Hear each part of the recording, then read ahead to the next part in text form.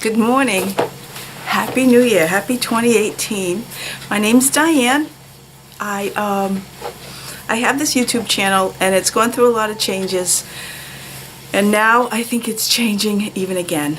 I'll give you a brief overview of what has gone on. I've recently retired. I retired November 2nd, and then there was a lot of administrative stuff to do upon retiring, and December came, so November was all taken up and December was all taken up with things, so the holidays, etc. But I've come to realize, I guess, that I want to do things, and I want to do things that I like to do and that I can share with my friends and family as gifts, etc. So this is what this channel is going to become. It's going to become what I'm doing, things that I'm doing, maybe weekly, maybe bi-weekly, I don't know, maybe twice a week. We'll see how it pans out, how it works out. Hopefully my lighting's good down here. I'm actually in my downstairs crafting room. If any of you have seen my former videos, you know that I have two rooms, an upstairs room and a downstairs room. My downstairs room is mainly large sewing machines, some of them being large. I have a long arm quilter down here, so I needed this space. My husband was happy to give it to me. And upstairs I have one room that has all my rubber stamping products. And I also, well, yeah, I should probably talk about that. I used to be a Stampin' Up! Demonstrator from about 2011 till 2016. I did it for about 5 years. I was never able to make a go of being a demonstrator to where I would do home parties and such, because I don't live in an area that's really conducive to that kind of an activity. It's a very depressed area. People don't have a lot of disposal. Oh, excuse me. We're going to start hearing the crying dog.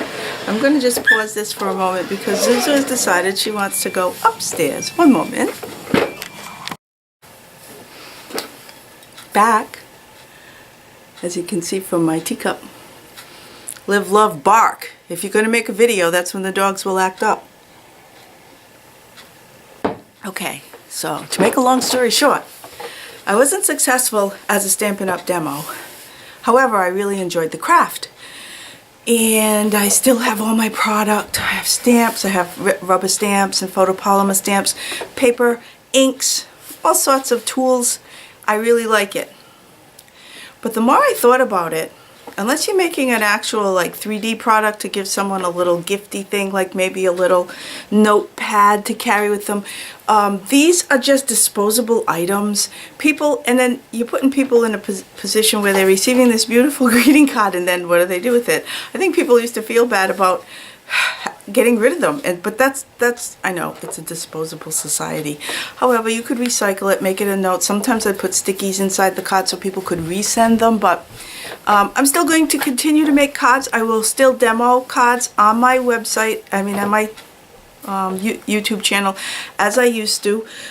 I'm not keeping up my blog anymore that showed you know, different cards that I was making. I was at one point doing a card a day, which really makes you an excellent card maker. However,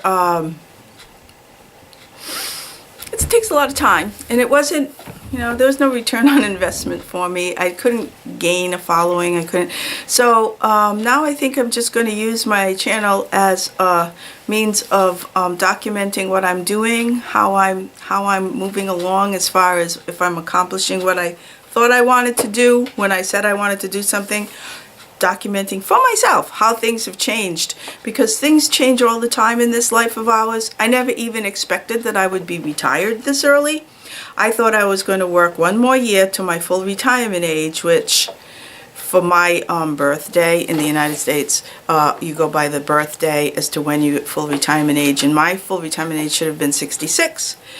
And then I would earn the optimum amount for my Social Security payments. But I couldn't wait for that any longer. I was in a situation that was really not good for me. So once I realized, and I never really thought I'd do it this quickly, I thought I would work till 69 or 70, provided my health was okay. So it almost turned on a dime when I decided, when I was nearing age 65, and I said I would be eligible. In the United States, we have Medicare, and it's a health coverage for people who are 65 and older. And once I could purchase Medicare, be eligible for that, that is a very big part of your earnings.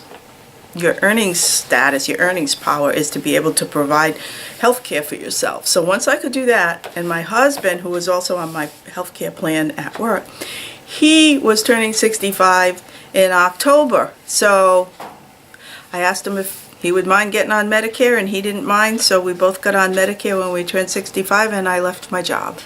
And it's been wonderful. I don't think I really want to even think about working someplace else just yet.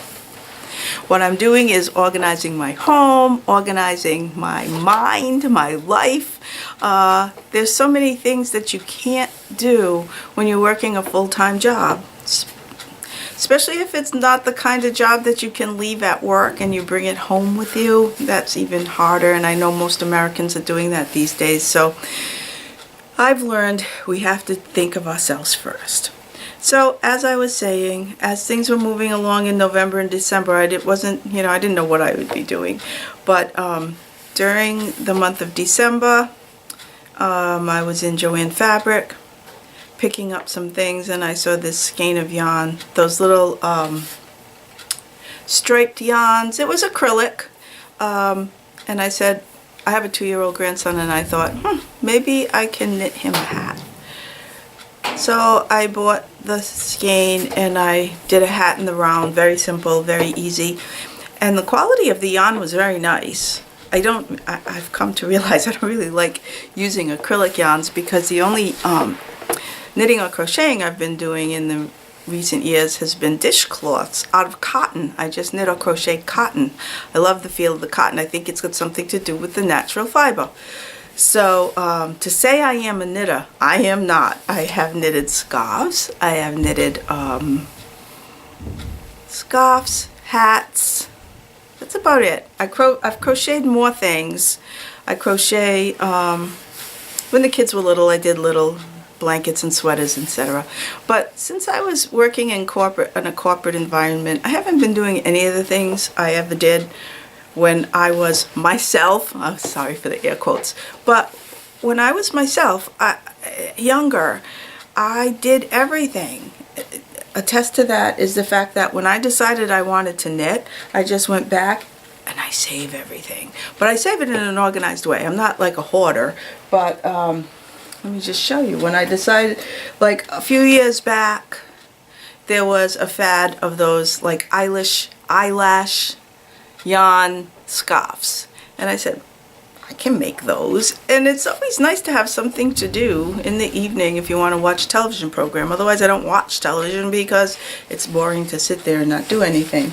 So I went into my stash and I had, look at this, I had a whole set of knitting needles here, and not only that, and these I just kind of gathered up all together in this last couple of weeks, since I knitted that hat anyway. My circular needles and my, not that I did a lot on double pointed, but I have the good sizes for like a worsted weight toque, beanie as they're calling them now. But anyway, I had so much stash that tools. I said, it's not going to cost me a lot to get back into this hobby. Compared to when I was a sewer, in my former life, as I call it, I always sewed since I was little. I was basically self-taught. My dad was, actually, he recycled textile products back. He started his company in 1955. We joke and say that my dad was the first recycler we ever knew, because he would purchase textile wastes from the many textile mills located in our locale. I live in New England. I live in Rhode Island, northern Rhode Island. So he would recycle all sorts of things, and sometimes it was threads, sometimes it was tops, wool tops, maybe call them bumps. He would purchase remnants of fabrics, which oftentimes were wools, and then in the 60s and 70s it was bonded wools that were bonded with tricot, and he would sort the products that he would purchase and make them pure. Like he would remove the tricot backing from the bonded wools and sell them as wool so that they could be recycled and used again in women's wear. So I've always been around fiber and fabrics. So when I was very young, we didn't have a lot of money, there were two things going on. I was an early teen. I had a borrowed sewing machine from my aunt. My dad had these bonded wools, and then eventually it turned into polyester remnants that were only maybe, bigger than a fat quarter if you want to. It was full lengths of fabric, probably sometimes even 60 wide, but not a lot of length, not a full yard. But mini skirts were in style, and we didn't wear jeans or pants. Girls didn't wear pants to school. So I made many skirt and vest sets so that I only had to buy blouses. So it was very economical for me, and it was very easy to make skirts and vests, lined vests, so that you just turn them inside out. And fabric wasn't as expensive as it is today. So that's what I used to do. I used to sew. As a matter of fact, one of my first jobs was in a twisting mill. I worked in the mills locally, and we twisted yarn. It was polyester filament in those days. It was polyester at that time, was what was being produced. And then after that, one of my jobs was a seamstress in a bridal shop. So I had sewing experience. I sewed, but then as it turned out, I ended up, single with a couple of kids, and I needed to have a more lucrative means of supporting myself and the kids and that all-important health coverage, as I talked about earlier. So I left the crafty side of things and went to work in healthcare, administrative work, and have been there since 1990. Just left 2017. So during that time, I still did things on the side, like I'd sew repairs, or maybe I'd make a dress here and there, but work, 2 kids, everything was busy, so time passed.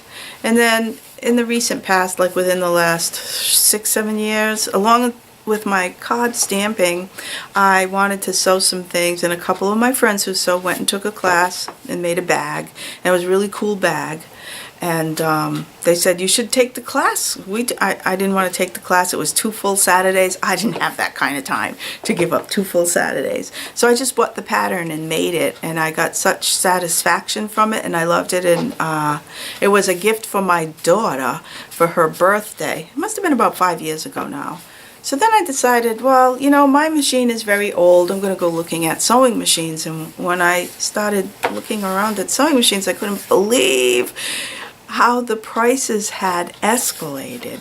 I bought a top-of-the-line Elna sewing machine in the 70s, and I paid I took a loan out, $1,300 or $1,500 for it. And then when I ever went to the local machine dealer and found just the normal sewing machine, this is a brother, was like somewhere $5,000.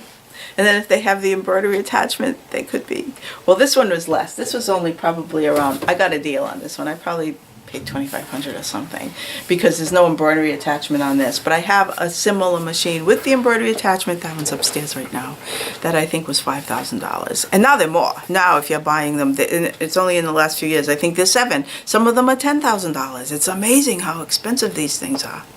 So if you're going to buy a sewing machine, think about what you're really going to do with it and what you really need it for. Luckily, I learned that lesson, and all my machines are the price equals what I'm using them for, and I'm very happy with what I've done. So I got back into sewing. I got back into, I've always wanted to quilt, and I never really quilted much. I only did nothing. But then I got into quilting and piecing quilts and quilting the machine. I bought a quilting machine so that I could, actually I bought 3 quilting frames before I knew what I wanted to do. I never thought I wanted the big long arm, and I didn't get the big one. I didn't get the did I get? 10, not 12 foot. I got a 10 foot. I've got a handy quilter. But anyway, I think a majority of what I want to do with this with my YouTube channel is to just kind of report on what I'm doing, and if I'm doing something that someone likes to do, you know, I'll have that in my description, like today I am doing knitting, or today I am making a greeting card. You'll know by the title. You don't have to tune in if it's not something you want to see. And it's not tutorial, believe me, because I've just picked up these knitting needles again, and I'm pretty lost. I need to learn about the yarns available these days. I never realized there were so many people dyeing their own yarns. Now my father's somewhat of a expert on yarns, so I'd ask him, Dad, what is this? What is superwash? And so between all you helpful podcasters on YouTube and the help of my dad, I'm learning, and I'm here to show you a couple of things that I did this week that I'm actually very happy about. This I went online and found this pattern by Knit Picks, Go Your Own Way Socks by Stacy Winklepleck, and it is, I think you can go whichever way you want to, toe up or cuff down. I chose cuff down, but first I had to buy yarn, and I'm looking at the sizes, and unless you buy the actual yarn that's in the pattern, I never was very successful, but because in past years of trying to knit something, because they never turned out right. But this was socks yarn. This is a Patton's Croy socks, and the color is gray marl. Mon gris, I guess, is French. I don't know if it's French because this is made in Turkey. But anyway, I bought this yarn at Joann's. I know I want to support local yarn people here. I want to go online and get yarn, but until I know what I'm doing or what I need to buy, I'm finding that this was my first try. I know where all the errors are in this sock, but I knitted a sock. I can't believe I knitted a sock. I'm not going to point out the mistakes. Finished is better than perfect. If I put it on, I can wear it. It's not so bad that I can't put it on my foot. I'm not going to put it on my foot now, but it fits me perfectly. I made the heel. This was my first try. Very happy with it. If I show it up close, you'll see mistakes, I'm sure, but how is that? Pretty cool, right? So I made this, and I knew enough to buy 2 skeins because of the yardage requirements. That's what I went by. If this socks said you needed 357 yards or 100 grams, and this was 50 grams, so duh, I bought 2. And I am going to start this second sock probably in a couple of days.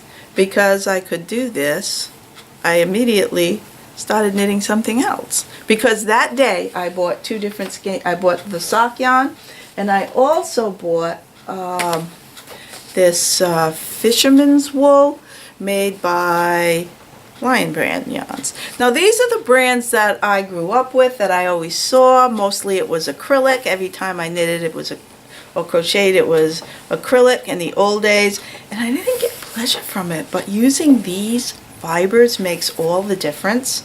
So I bought this yarn to complete a pair of fingerless gloves or mitts. This was by Taylor Earl. She dyes the wool fiber for her yarns are fiber for the people.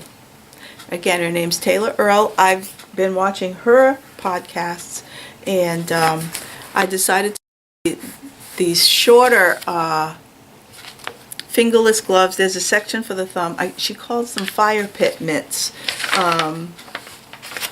It's a really cool pattern. It's real easy for me, a beginner, to understand. And I made one of those. Let me reach over and get that. Actually, I am knitting the second one now. Here. And here it is. I'm really happy with it. I mean, what's to mess up on this, right? You cast on, you knit, and then you put this on a yarn holder for the thumb, and it's great. It fits. And I love, this will be for going out. We have -4 degrees today here in Rhode Island. Very cold outside, but I don't like to be encumbered when I'm driving.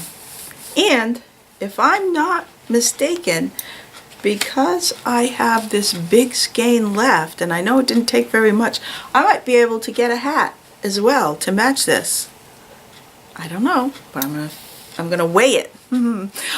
I learned that too. If I weigh the amount of fiber yarn that's left, according to how much I've used, I may be able to tell if there's enough left over to make a hat. I'm hoping that will work. So I'm very thrilled about knitting. I'm very thrilled about having found these different podcasts that all you knitters do for all the rest of us who are out here not knowing what's what. The first person I ran into on the internet was Molly from a Homespun House. I think I was looking to figure out what I was doing for the hat, for the little beanie for my grandson, and I found her podcast. Those were very interesting. Plus her whole situation of living in Germany was very interesting, and then I'm finding that I'm learning about a lot of different places all over the world from watching podcasts and watching these YouTube videos. It's so enriching. So I want to say thank you to everyone out there. Anna Knitter from Germany, but I believe she's living in Vienna now and studying. She's fantastic. I can't even name all the people and all the blog sites. I should list them. That's what I'm going to do for next time. I'm going to list everybody that I've been watching and learning from, because it's so wonderful to have all of you showing us what we need to do. So for my to-do list for this week, it's Sunday morning. What I need to do is hem a pair of jeans for my dad. Yes, my dad's still with us. I see him regularly. He's in his 80s. And he bought a new pair of jeans. They're too long. So I'm going to sew up a pair of jeans, do the hem for my dad. And I have to repair my my grandson's Christmas present from last year was a stuffed Loch Ness monster, which of course they named Nessie. Let me show you the condition of Nessie today. This is the felt stuffed Nessie. Cute, isn't it?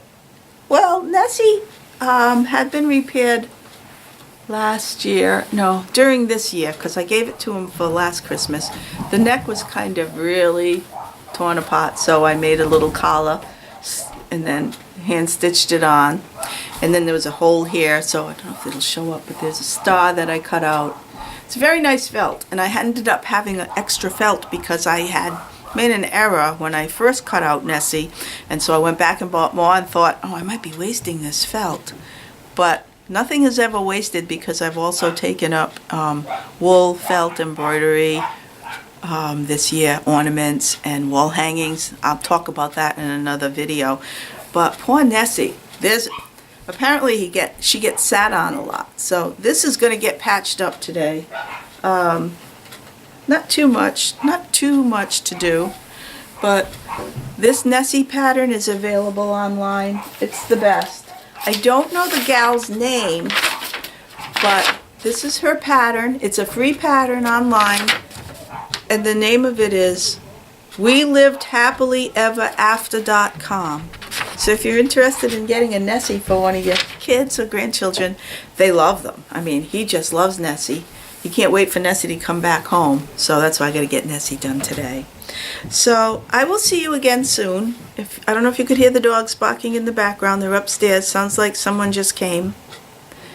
Company. I believe it might be my dad, and his pants aren't done. So I'm either going to make them, hem them while he waits, or tell him I'll give them to him tomorrow. So you have a wonderful weekend. Stay warm if you're part of this gigantic cold freeze. I hear it's going to warm up by the middle of the week. Let's hope that that's true. So whatever your craft is, enjoy and have a great day. Thank you.